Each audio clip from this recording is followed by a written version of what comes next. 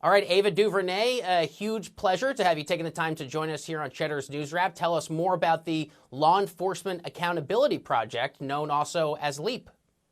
Well, happy to be with you, and I'm thrilled to talk about this project. This is a project that really just saved me emotionally, and going through the grief and trauma of the last few weeks. Just as a person watching another person be murdered on tape. For me, as an alpha personality, I had to do something, and so I'm thinking about what I could do as an artist. This idea of changing the narrative around police abuse of Black people, these videos of unarmed Black folks who are being killed by certain police officers who are not protecting and serving. The idea that we could shine a light on these cases through our art, through our storytelling across multiple disciplines is what LEAP is. LEAP is the Law Enforcement Accountability Project. And it's basically a fund where we can, give and commission, give money and commission to artists to create work that elevates the conversation, make sure that officers who are not doing the right thing, who are killing unarmed Black folk, cannot just walk away unknown and unnamed. That the police guilds, the police unions, the police departments, and the courts don't have a formal process for accountability. So we, the people, we can hold them accountable. And there are a number of ways that different activists are looking to do that. But on the artist side, we can tell the story. And so that's what LEAP is doing. And we ask people to join us in telling that story at leapaction.org and learn how you can get involved.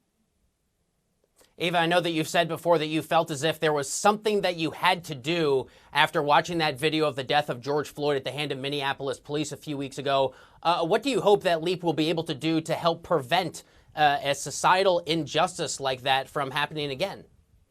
I think the goal of it is, I mean, we're talking about a 4 centuries old system of interlocking systems, actually. We talk about that a lot in 13. So there's no one thing that's going to do it. It's going to take a massive amount of thought, energy, action, and, hope. And I truly have that, to not give up on this. And so the idea here is to do what you can where you are. What we're doing as artists is we are trying to reframe the story. There's a story that's told every time a police officer fills out a police report. They're telling the story about what happened. For Breonna Taylor, for example, the young woman who was shot in her home by police, unarmed, while she was in bed, the story of her police report was blank. It said nothing happened here. Literally, whole parts of the report not filled out. If there hadn't been a community leaning forward, people who cared for justice and dignity leaning forward, raising their hands and saying, that is not the story that we believe, and we need to know more, then that paper would have just been filed, and that would have been the official record of what happened to her. So it's important that we challenge the storytelling, and that can only happen when we change who the storytellers are. And we can all be a part of that through our social platforms, through our conversation with friends, neighbors, and coworkers. We can reframe the story for ourselves. Of course, there's mounting calls with regards to transparency on the Louisville Police Department with regards to the Breonna Taylor case. You just said something that really struck me. You said, do what you can where you are. Ava, I know that you're hoping to really empower activists through narrative change. Help us better understand and help explain, if you can, what those next steps actually look like. Well, I'm not looking to empower activists through narrative change. I'm looking to empower everyone through narrative change. We have to change our perception of these events. And the way to do that is to start telling the story from a different point of view. One point of view has been centered far too often. That has been the point of view of police. Too often police who are not protecting and serving. So what this is saying is we need a counterpoint to that. We need to tell stories, not just activists, everyone in your own life, do what you can where you are, but we have to reframe our history, the information, our perception of what we're thinking, the mythology around police officers. These are human beings who have real human responses. And without the proper system to work within, being too overarmed, right? Being undertrained, being with no formal system of reprimand or accountability, the blue wall of silence, it's systems, it's layers. And so the idea is find what you can do where you are. For me as an artist, I can tell the story, and I can ask other artists to tell the story with me, and I can ask anyone who's out there who wants to kind of get involved, a big part of what we're doing with LEAP is we ask people to sign up to join LEAP so that when the stories are finished and the projects are completed, that you can be a distributor for it, basically on your social platforms. Everyone's social platform is a mini TV network. And so what we're asking us people to do is help us have this material and these stories on 1 million screens, right? Let's get it all over the place. And so you can do that by just signing up with your email so that when completed work is done, you'll get an email with a little social media kit and you can put it up to your friends and family and start to make sure that this is a continuing concern for justice and not just a trend that everyone's thinking about right now.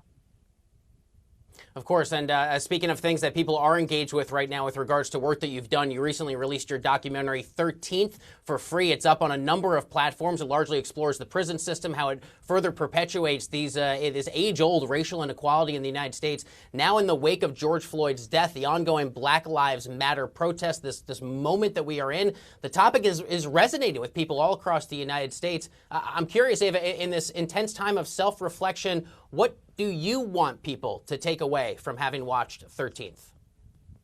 I just want people to, it's hard to say because everyone comes to that film from a different place. If you are a student of history, then you're going to watch it in a different way than someone who really doesn't think there's anything wrong with the prison system and police and criminalization of Black people, and you don't even know what that word means.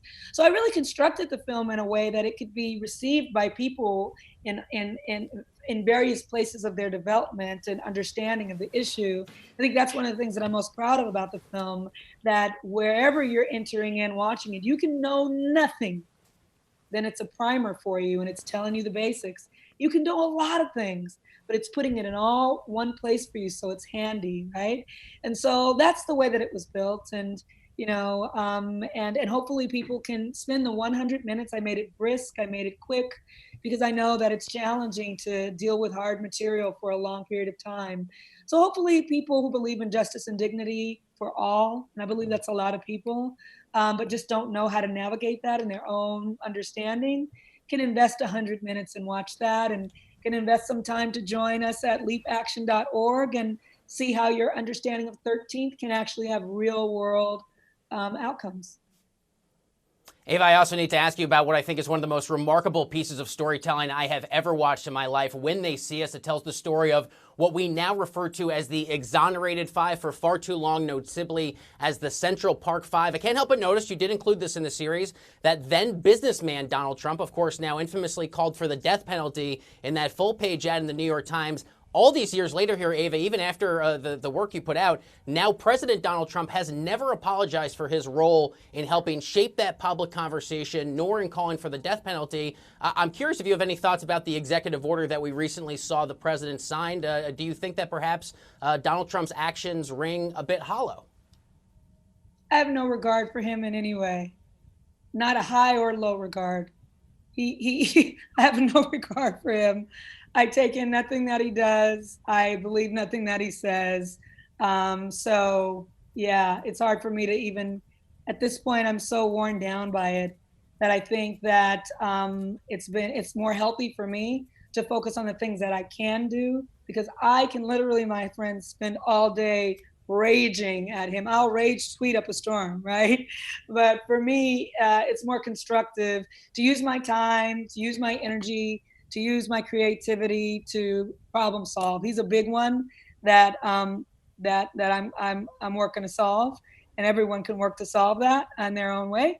But for me, yeah, I don't know what he signed. I don't believe anything he does, and so I probably don't have a strong enough opinion about that to be on TV talking about it. Fair enough, Ava. I would like to conclude with this. Of course, the Edmund Pettus Bridge in Selma is something that many Americans know. How hopeful are you that it will no longer carry that name and that hopefully it will be called the John Lewis Bridge? Your thoughts? Yeah, I'm hopeful about everything because I believe that the people can do anything. So I believe that in every part of society, that the power lies in the people. The power lies in our ideas and our execution of our ideas. This is an idea that is long brewing. I mean, for decades, it's been talked about in different iterations. Most recently, there's a new petition going around. I signed it right away. I signed any petition to do with Selma. because I love the town so much. But it's not a monolith. There are different people there that have different ideas and different thoughts about things, and I acknowledge and accept and respect that. I don't live there. But this bridge is a national monument. This is something that is a part of our national dialogue about race and equity, about bias and oppression, about systemic, criminalization of Black people, about voting. It's especially important in this year.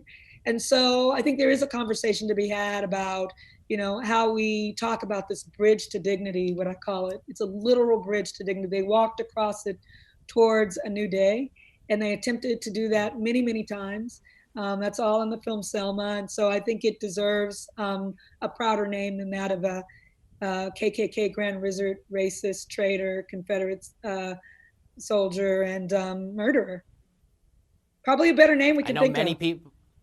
I know many people agree with you. They look back at now Congressman Lewis's long contributions going back to the March on Washington and everything since then. That's filmmaker and creator of the Law Enforcement Accountability Project, easily one of the most remarkable storytellers of our moment, of our generation, if you don't mind me saying. Ava DuVernay, huge privilege to have you taking the time. Thanks a lot for being here. Thanks for having me.